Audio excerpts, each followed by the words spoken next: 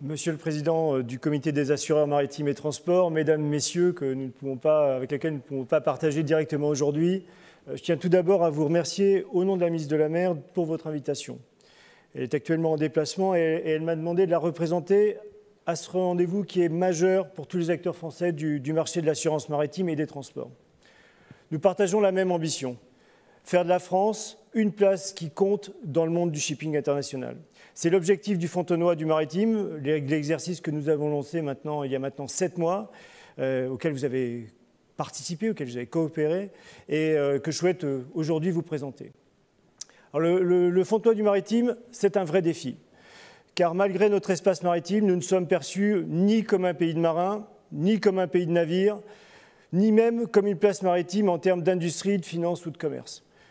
Pourtant, nous disposons d'atouts dans chacun de ces domaines et le dynamisme du secteur des assurances en constitue une preuve évidente.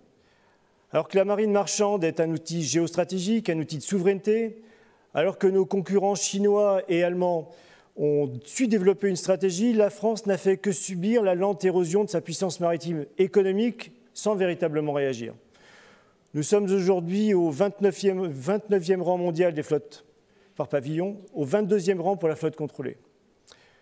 Donc le Fontenoy du maritime, c'est un défi, c'est aussi une idée simple. La volonté de réveiller notre ambition maritime en réconciliant la France avec sa marine marchande.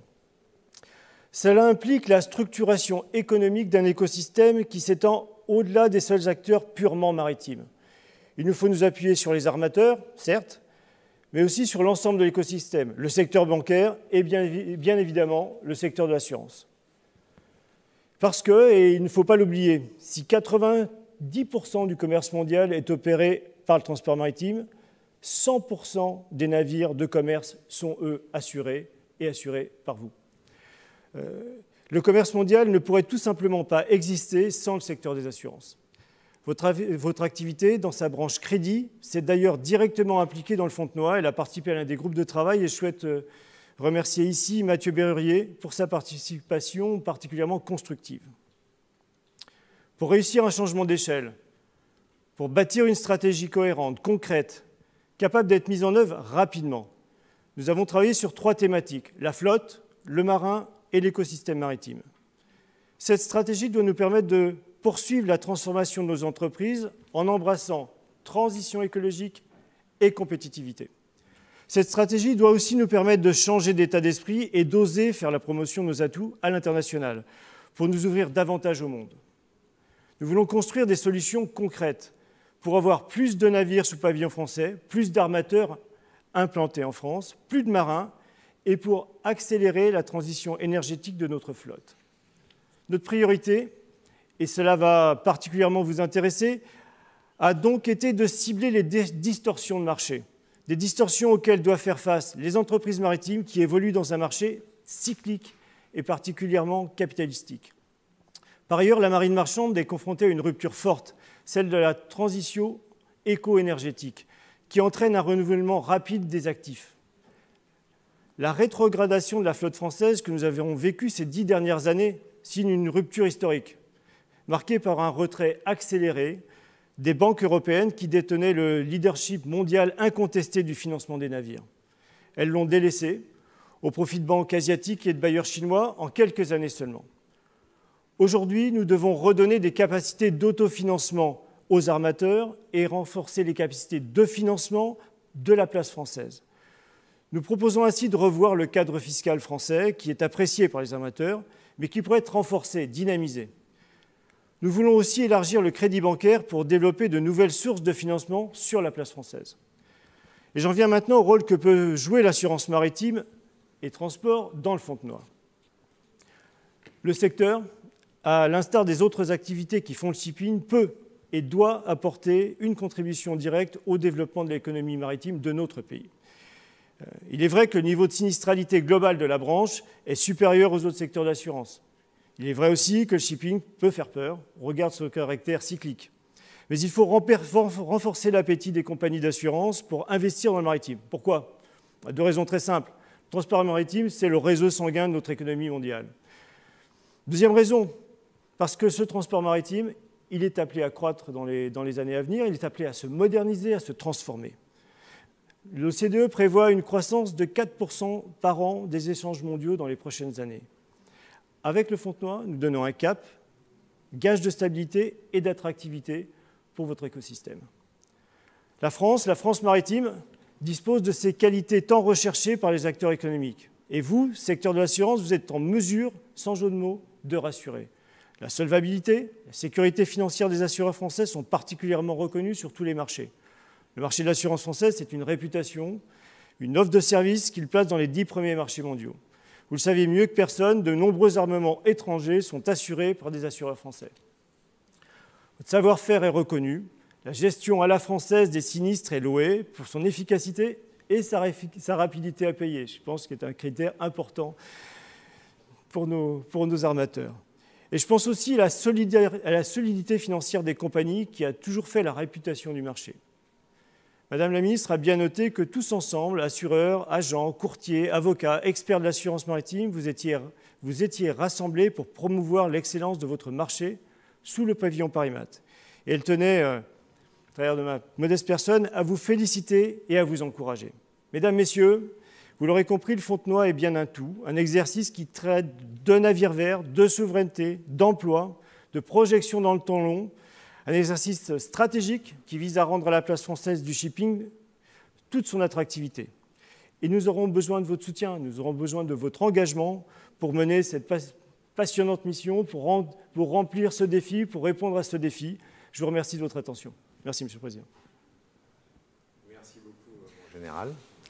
Écoutez, je pense qu'on est tout à fait au cœur du sujet et on a tout à fait notre place dans ce Fontenoy du maritime quand vous évoquez l'importance de l'assurance aux côtés de l'assurance crédit, l'assurance transport et aussi l'importance du service, donc avec la qualité aussi de la souscription et de la gestion des sinistres sur ce marché français. Et tout en tenant compte des enjeux de l'époque, comme je le disais un peu tout à l'heure, et ça sera une des couleurs principales de notre événement aujourd'hui, le développement durable, enfin la protection de l'environnement. Alors, je pense qu'on est tout à fait en ligne sur tous ces points. Pourriez-vous nous dire, si je puis dire un peu plus concrètement, aujourd'hui, où vous en êtes dans l'agenda? Autrement dit, à quel moment vous pensez présenter les résultats, les actions concrètes à l'industrie du shipping français?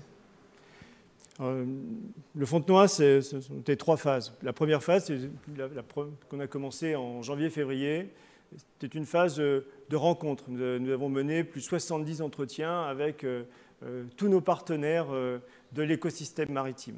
Nous avons tiré quelques idées, beaucoup d'idées.